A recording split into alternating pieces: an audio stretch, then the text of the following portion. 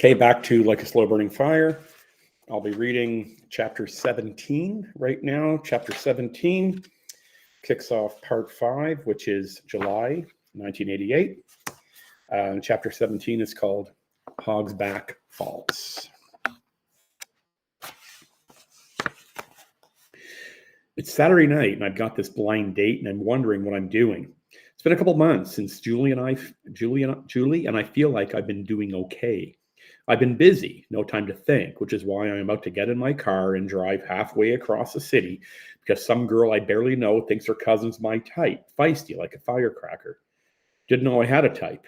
I'm not really sure about the girl thing right now, like what to do, what to say, and who to be.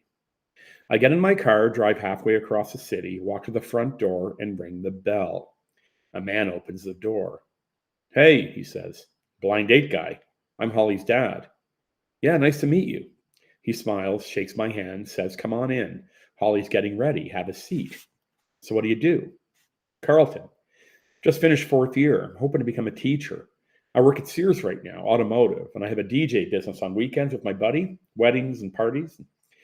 You're busy. Yeah, it's good. He tells me he sells cars. Used to be a mechanic, he says, but it killed my back and I drank too much. After work, you'd have a beer, then 7 or 8 more. Didn't like what it did to me, the person I became. Yeah, it doesn't take much, I say. I like him. Footsteps coming down the stairs. I turn my head. Susie was right. Those eyes, striking. Hey, I'm Holly. I get up off the couch. She's short and cute with shiny black hair. She smiles at me. Great smile. Matches her eyes. Yeah, good to meet you, I say. Susie said you'd be a little late. Yeah, I didn't know what to wear. Hot all day and cools down all night. Do you want to get going? Yeah, I say. And then to her dad, it was nice meeting you. Thanks. He smiles and nods. Holly and I get in my Mustang and head towards the Queensway. We get talking and she tells me that she works as an office receptionist. Just got out of a relationship with some hockey guy. My dad said if you're wearing a hockey jacket, he was going to tell you to get lost, she says. I like her. Funny, cute, easy to talk to. And those eyes. We go to the Bank Street Cafe, and I ask Holly if she feels like a beer or a glass of wine.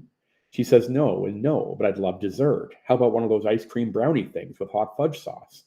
And I say, love it.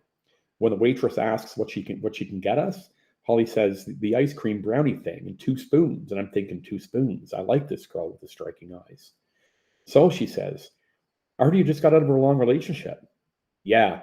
I was with this girl for about 3 years, and it was good for a long time. But then, got busy, school and work, and not work and all. She went her way, and I went mine. She nods. I want to tell her more, but I don't. My brain is swirling with it all, how we were so good together, almost got engaged, but then we drifted slow and sure, and I saw it coming, but let it happen because I couldn't get past this one thing. In this moment with this girl, I want to get it all out there, put it on the table. Julie, the pickup night, all of it. But instead, I keep it inside like a guy's supposed to and let it stay there where it belongs. Thinking too much, talking too much, being too much. I don't want to be that guy anymore, so I'm not going to be. We leave the cafe, and I'm thinking maybe go for a walk along the canal when she says, hey, I love the falls, the ones at Hogsback. Do you want to go there for a bit? I like sitting on the rocks, listening to the water. And I say, sure. We're at the falls, sitting on the rocks. I ask her what music she likes, and she says, I don't know, Rick Astley, Milli Vanilli. I nod, and she asks if I like that stuff too, and I catch myself and say, it's great to dance to, and leave it at that, because I'm the new me who knows when to smile and nod and leave it alone. We're sitting on a rock that's damp from the spray of the falls. The air is cool, so I ask if she wants to wear my jacket. I'm wearing my brown leather jacket, beat up and beautiful, the one I've had for years. She says, sure, so I take it off and hold it out for her, and she slides her arms into it. This is nice, she says. It's big. I like that she likes my jacket. She looks good in it, all wrapped up, cozy. She's sitting with her arms around her knees, holding herself tight, rocking back and forth. I ask about her family, and she says, me and my mom are tight, best friends. And my dad's great, especially since he quit drinking. Yeah, he told me. She smiles. Yeah, he likes to talk. Too much sometimes. And then she tells me about the hockey guy she thought was the one, even though her dad told her he wasn't, and to move on. But it wasn't that simple. I ask her why. Because, I don't know, she says, I guess because he chose me. He wanted me, no one else. Or that's what I thought till all this stupid shit happened. Because one of my friends liked him and she said he liked her too, but he said, no, we're just friends. It was just too much. And then it was all like a habit. I mean, I'd go to his games and after we'd all go out and everything was good, but there'd be all this drama. But I don't know, whatever. I don't like talking about it. What about you? I'm about to tell her I get what she's saying about the hockey guy and habits, but I'm not that guy anymore. I'm not going to throw it all out there. I'm going to let it be. So I just tell her I live with my buddy Dunk. Just finished Carleton English. Was hoping for teachers college, but didn't get in. So now who knows? She asks why English. It's a good fit, I tell her. It brings everything together: history, psychology, philosophy, human drama, who we are, why we do what we do. I love the stories. There's always something banging up against something else: desire and will, all these people at the mercy of the powers that be, colliding, trying to figure it all out: the world, other people, themselves. I like looking for the patterns, analyzing, trying to make sense of it all. I want to say so much more, but I figure that's enough, so I stop. She says. I hated English in high school. I remember doing Shakespeare, Othello. He was so stupid.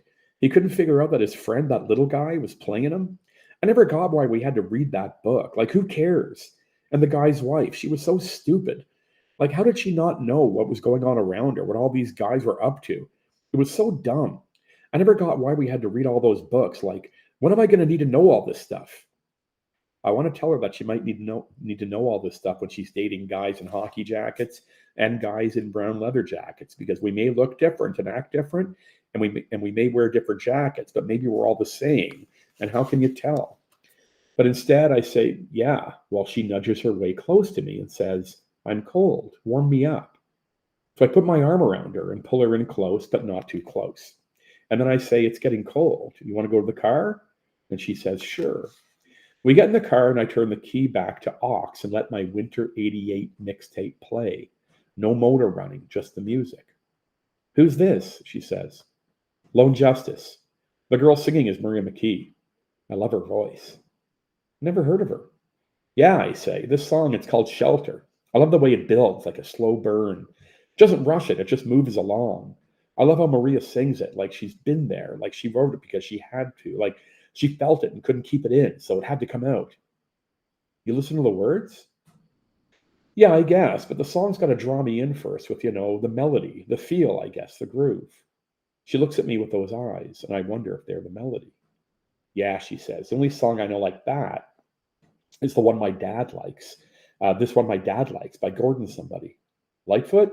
Yeah, that's it. It's about this guy who buys a book in a drugstore and him and his wife are breaking up or something. If you could read my mind. What? She says. The song, Lightfoot. If you could read my mind. Oh, she says. My dad says that song's his life, like the guy in the song is him. But I never listened to it that close. I don't know.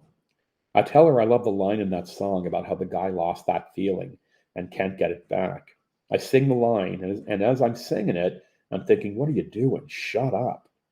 She says, yeah, but there's always a good reason why people break up, like someone did something or whatever, and like that's why. Yeah, but in the song, the guy's saying he doesn't know what happened. He can't put his finger on it. Like they were together and it was good, then they drifted apart, and that was that. Well, that was me and my boyfriend in a way, I guess, she says. But there was a reason, or like reasons why. And I don't know. He was just like hockey, then me, sort of. So what do you play? What, like guitar? No, like hockey or football. Played hockey when I was a kid on the rink in the neighborhood and on the river, and road hockey. I still play in the outdoor rink in the winter, and I play ball hockey with the guys from work, the Gators. It's great. I played baseball for years when I was a kid, and I still play, but not in the league anymore. Just a bunch of us at the diamond by the school in the summer. It's fun. Are you good? I'm okay. I don't know. Not really. Baseball more than hockey. When I was a kid, hockey was great, lots of fun, but we moved around a lot, so I never joined a league. Wish I had. I love hockey. You don't seem like a hockey guy, she says. Yeah, well, I'm not a good enough player to be a hockey guy. Yeah, like those hockey guys. They're nice at first, but it's like they don't really want to get to know you. My ex, the one my dad hates, he played junior A for the Raiders, and his whole world was like Raiders, Raiders. I mean, he was my boyfriend and everything, but he didn't say much. He was just kind of quiet. And in a way, I liked it, kind of like he was mysterious. And he was always thinking, but he didn't feel like he had to like tell you what he thought or how he felt about whatever. I liked it because it was easy, but I don't know. Sometimes I'd wonder if he even heard what I said because he'd just be sitting there staring at the wall. Then he'd be all over me and I'd be like, "What's this?"